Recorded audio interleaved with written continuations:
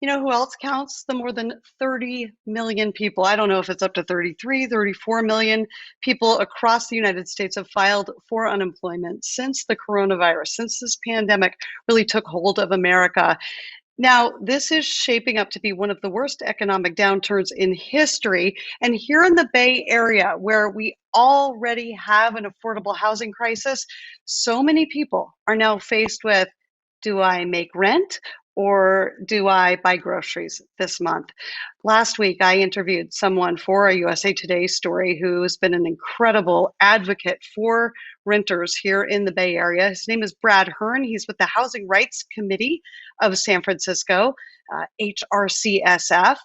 I understand Brad, well, he was with us a few minutes ago, and hopefully he's able to join us here live. Brad, are you here? Yes. Yes, I'm here. Oh, hi. Hi, Brad. Hi. Brad, thank you Hi. so much for joining us. How many people here in the Bay Area are really struggling with this issue of being able to pay rent right now? Yes. Thank you for having me on. I appreciate it. This is a very important There you, topic. I there mean, I you think are. Hi, Brad. Sorry, we're finally seeing each other's faces. Hi, buddy. Thank you so much for joining me. You were an of course, incredible resource for that national news story last week. So thank you so much for joining it us. was So yeah, a great article. tell me So tell me what we're facing here. absolutely. Um, in California, statewide, there are about 17 million tenants, um, Wow. and San Francisco alone is a majority tenant city. At least about two-thirds of San Francisco residents rent. So with millions of tenants already rent burdened, meaning that every month when rent is due, um, more and more of their income is going to rent, more than 30%, 50%, 75%. Um, Millions of tenants are affected, particularly unemployed tenants, but also people whose hours have been cut or have additional food or medical expenses, and are now facing those really hard choices. So, where do people go to get help when they are faced with a hard choice? I know I spoke with one young mom last week who is faced with rent or food. What is the first thing for anybody watching this should do if they're faced with such a difficult decision? Yeah. If you are a San Francisco tenant in any type of housing, whether it's a private rent-controlled building, public housing, Section 8, regardless, you should reach out to the Housing Rights Committee of San Francisco. Our website is hrcsf.org.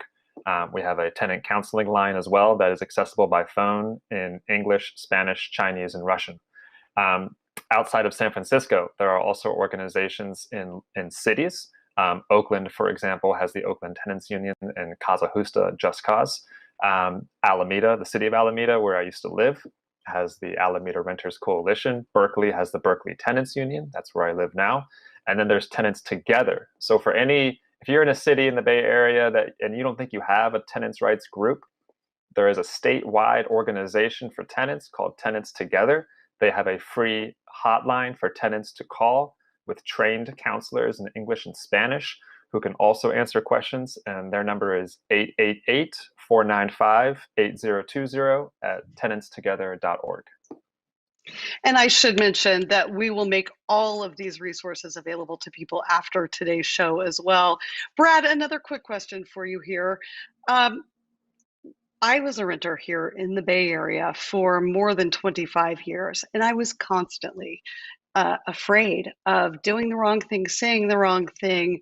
If things were broken in the home I rented, I often was not able to get them fixed. I felt very much, I felt very scared a lot of the time. And here I am in a very middle class world and family, and it's hard for me to fathom what so many other people are going through.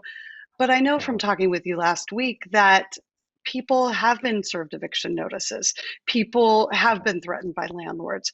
What's the most important thing for people to know if or when that's coming up right now? Sure. Well, in addition, kind of the first thing after people understand their rights as an individual tenant, is also banding together with their neighbors. And this could be in a building if you're in a multifamily building. This could be on your block if your own particular building is smaller, like a duplex, or even if you rent in a single family home. But part of our mission is also about organizing tenants and making sure that tenants feel that they have a voice together. And we do believe tenants have a voice together and that they're stronger together. We help tenants organize what we call tenant associations, which are groups of tenants that can negotiate with their owner on any variety of issues. And we've also tried to make sure that there are legal protections in place for tenants who choose to organize and can do so safely. We believe should be a basic right, and that tenants should be able to do so freely and without retaliation. So what is one of the maybe protests that you have going on right now? How are tenants able to come together and work for their rights right now? Yeah, Especially with shelter in place, right? Yeah, absolutely. With the shelter in place orders, we've gotten creative beyond just online petitions. Online petitions were, of course, popular before shelter in place and even more so now. But we also started to do photo petitions. And we wanted to show visible support for tenants' rights and for the goals that tenants have. This is an example of the photo petition that tenants that we work with have put together in just a few weeks that was sent to elected officials, including Governor Newsom. We've been calling on Governor Newsom to provide more relief for tenants and small landlords and homeowners through mortgage and rent cancellation. We think the two should go hand in hand. It doesn't make sense to do one but not the other. And so the photo petitions are one way to do that. And we've also been collecting them from tenants throughout California. So any tenant, homeowner, small landlord who is concerned about the mortgage or rent, we encourage a selfie with a sign as a first step to connect to a bigger movement. That's incredible. Do you think that we'll have a change in the Bay Area housing crisis as a result of this pandemic? Or do you think we'll see what happened last time during the recession when people came in and snatched up undervalued property and turned it around and started renting it out for more? What do you think will happen after this? That is a great question. And we are looking ahead to that possibility. Part of the organizing that I personally do with tenants under very large corporate landlords in San Francisco is to begin to have those conversations with tenants so that they can possibly begin to have them with their landlords. We would like to see protections in place so that public funds can go to the acquisition of properties by community land trusts. That's actually something that may be on the ballot in San Francisco this November.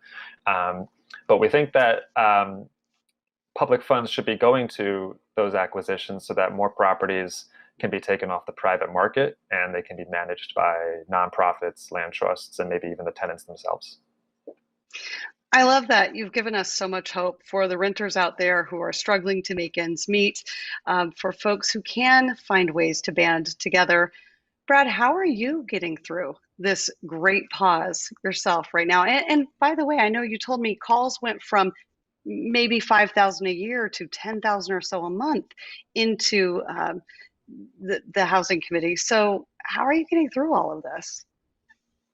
Yeah, it's become, I think for many of us in the tenants' rights world, it's become like an even busier time.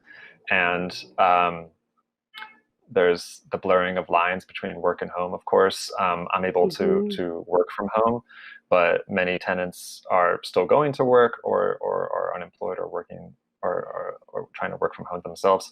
I think personally, just the conversations with tenants that we have through Zoom and on the phone, those do actually keep me going. And being able to meet with tenants still and help people organize is a very heartening thing. It's a very inspiring thing. Okay, anything else you want to make sure that people know as we struggle through? Oh, I know. I did have one other question that I want to ask you, Brad. And that is, why can't, somebody asked me this question the other day, and I said, oh, I'm going to ask Brad that question. Why can't all of these big landlords in San Francisco say, hey, don't worry about rent for the next 3 months. And if they have mortgages they have to pay, then the mortgage folks say, don't worry about paying your mortgage for 3 months, or tack everything on to the end of the engagement. Why are we not seeing more of this as a way to get through this as a community together? What's the big sticking point here? Absolutely. That's actually something that I'm actively organizing around with tenants under San Francisco's largest landlord, Veritas Investments, who have bought properties in Oakland, the city of Alameda, and LA as well. We have called publicly on Veritas to forgive rents during shelter in place. They absolutely could afford to do it. And they've taken leadership in the past on other issues. And we think that they should take leadership at this time. So the large firms that have been doing very well for years can definitely afford to do it, and we hope that they set that example, Veritas included. Well, you have really given me faith that there is hope out there for people who need it the most. Brad Hirn, hrcsf, an incredible resource. Can't not thank you enough for being here with us this week. Thank you. Thank you so much, Jennifer.